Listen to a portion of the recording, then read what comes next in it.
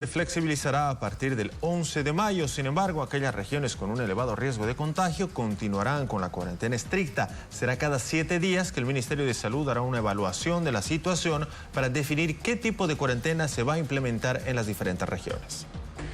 Por recomendación de los médicos y científicos que nos asesoran, desde el 11 de mayo iremos a una etapa de la cuarentena que se llamará cuarentena dinámica. La cuarentena dinámica no quiere decir que acabó la cuarentena. La cuarentena dinámica significa que hay departamentos y hay ciudades que se mantendrán en cuarentena, pero a la vez la cuarentena dinámica significa que hay otros departamentos y otras ciudades que vivirán una cuarentena menos rígida y que podrán comenzar a trabajar. Los departamentos y las ciudades que vuelvan al trabajo deberán cumplir normas realmente estrictas de seguridad para todos sus trabajadores. Estas normas son las que recomiendan los profesionales de la salud y los científicos nacional e internacionalmente. Abrir un poco la cuarentena o cerrarla del todo para unos o para otros dependerá de cómo se esté controlando la pandemia en cada lugar. Por ejemplo, dependerá del aumento de los casos. El Ministerio de Salud evaluará cada 7 días cómo evoluciona la pandemia en cada lugar y en función a esa evaluación podrá flexibilizarse o endurecerse en cada departamento o en cada municipio. La evaluación que haga el ministro de Salud calificará los departamentos y las ciudades en 3 categorías. En la categoría riesgo alto, en la categoría riesgo medio y en la categoría riesgo moderado. Los departamentos y ciudades con riesgo alto guardarán cuarentena estricta y por el contrario, los departamentos y ciudades de riesgo medio y moderado podrán volver a trabajar bajo normas específicas.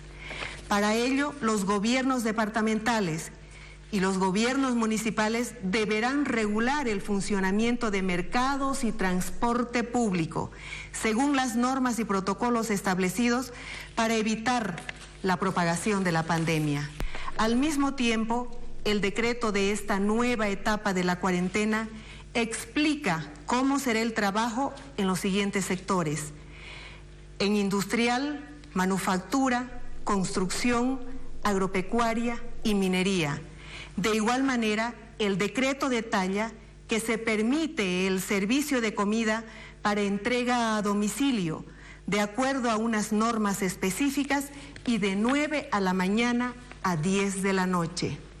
Y finalmente, el decreto detalla normas para servicios donde el trabajo es personal o individual. También es importante resaltar que independientemente al nivel de cuarentena y riesgo que corresponda a un departamento o ciudad, las empresas y servicios que trabajen en abastecimientos y servicios básicos y esenciales para la sociedad seguirán funcionando normalmente. En ese sentido, por ejemplo, la banca trabajará de lunes a viernes desde las 7 de la mañana a las 3 de la tarde. De ese modo, la banca tendrá el tiempo suficiente para tramitar con comodidad las solicitudes de los créditos blandos y fáciles que el gobierno ha impulsado. Por un lado, los créditos del plan salario y por otro, los créditos del plan empleo. Les decimos a los pequeños y medianos empresarios de todo el país que vayan a la banca a solicitar esos créditos. Ahora bien, para dar a conocer más detalles y normas específicas de la cuarentena dinámica, en las próximas horas y en los próximos días harán presentaciones públicas y de prensa en todo el país el ministro de la Presidencia, el ministro de Gobierno, el ministro de Salud y el ministro de Economía. Pero además, recordemos que la cuarentena dinámica significa que el gobierno puede declarar cuarentena rígida otra vez en aquellos lugares donde la pandemia, por cualquier razón, comenzará a descontrolarse nuevamente o comenzara a descontrolarse nuevamente.